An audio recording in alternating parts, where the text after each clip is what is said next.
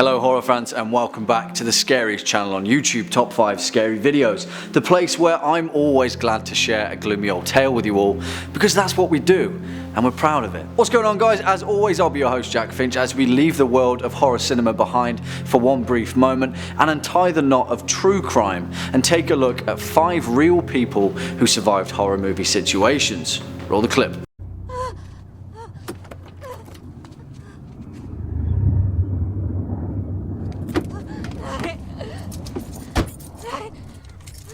Before we jump on in guys, you know we've got to get this out of the way. If you're a fan of this video or just top 5 scary in general, then I'll be forever in your debt if you go ahead and hit that thumbs up button, as well as that subscribe bell so you can stay up to date with our latest and most terrifying uploads.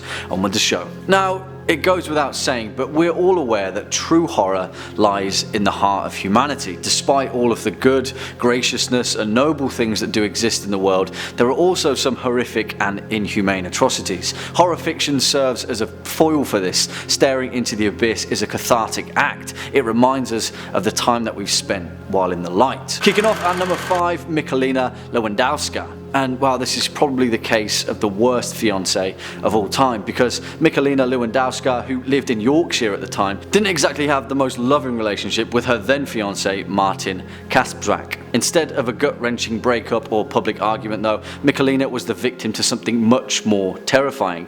When Martin grew tired of her, in his own words, he, alongside an accomplice, attacked her with a stun gun, bound her hands and legs and dumped her into a cardboard box, then drove her out into the woods and proceeded to bury the mother of his 3-year-old son alive. Throughout this merciless act, he covered her in a mound of dirt and a 90-pound tree branch with the intention that she would suffocate. But no, Mickayla is a survivor, and in her testimony that she gave at Leeds Crown Court after she woke up in a shallow grave, all she could think of was her young son.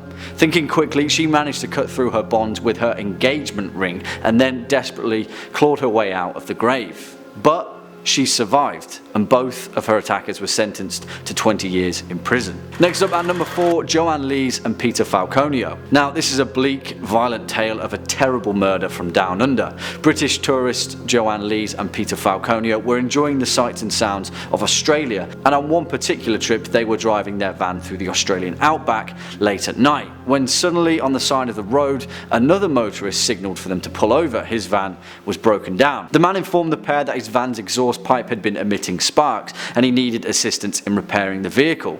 Well, when Peter got out of the car to help him, the troubled motorist, a man named Bradley John Murdoch, shot Peter dead at point blank range. Following this deranged murder, Murdoch then attacked the surviving Joann Lees, binding her hands and feet with cable ties. As this case later revealed, Murdoch was high on amphetamines, and as he ripped Joann out of her van and onto the tarmac, Lees took the brief opportunity that would ultimately save her life.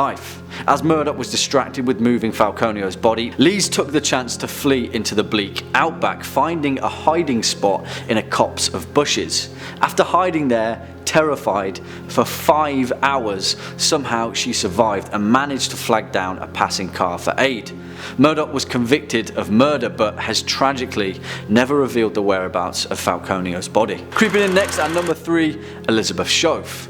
And damn is this one the stuff of nightmares. As the case goes, Elizabeth Shove was a 14-year-old girl from South Carolina who was making her way home from school one day when a man claiming to be a police officer apprehended her and told her that she was under arrest. That's the first flag. Well, after slapping Elizabeth in handcuffs, the man, who was actually an unemployed construction worker named Vincent Fillior, forced her to his home in the Southern Carolina deep woods, where he chained her in a weird, twisted, booby-trapped bunker hidden beneath his trailer. She was kept there, terrified and abused for 10 days. Knowing that no one would find her, Shove, through an act of psychological brilliance, deliberately began building up her captor's trust, eventually gaining the use of Fillior's phone to play games. Of course, she used it to text her parents and the police, who later used the phone signal to track her down. In an even more crucial moment of brilliance, Shove informed her captor that the police were on their way, and fearful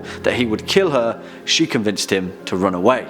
He was eventually captured and sentenced to 421 years in prison. And next up at our number 2 spot, the Chowchilla kidnapping.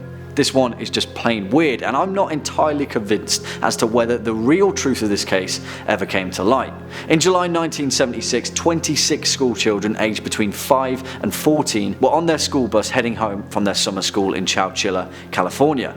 That's until a group of masked men apprehended the bus and burst through the front door armed with rifles. The children were then herded into vans, then driven around in the stifling heat for 11 hours, before finally being taken to a rock quarry nearly 100 miles away. There was a moving van that had been buried beneath the earth like a giant coffin, where the group were kept for 16 hours with minimal food and zero ventilation. Luckily for them, the only adult present, the bus driver, Edward Ray, managed to stack their mattresses as high as they would go, shoving through a metal plate in the roof of the van and then literally with their bare hands digging their way to freedom. The group of kidnappers, 3 men from wealthy families who'd intended to ransom the children, slept through the whole thing. They were perplexed to find that the group had escaped, and it's terrifying to imagine what might have actually happened if they'd managed to carry through with their plan. Thankfully, we never got to find out. And finally, our number 1 spot, Tracy Edwards. And this is the kind of stuff that gives me chills, involving perhaps the most notorious serial killer of all time, Jeffrey Dahmer, responsible for killing and dismembering 17 young men between 1978 and 1991. The Dahmer case is the stuff of nightmares, it really is, as he turned his quiet, unassuming Milwaukee apartment into a cornucopia of horror, enacting vile deeds such as necrophilia and cannibalism on his victims. Well, he probably had the exact same thing in mind when he invited over his new acquaintance Tracy Edwards over to watch The Exorcist 3 and drink a few beers. Soon though, that turned into Dahmer brandishing a butcher's knife with the intention of eating Edwards' heart.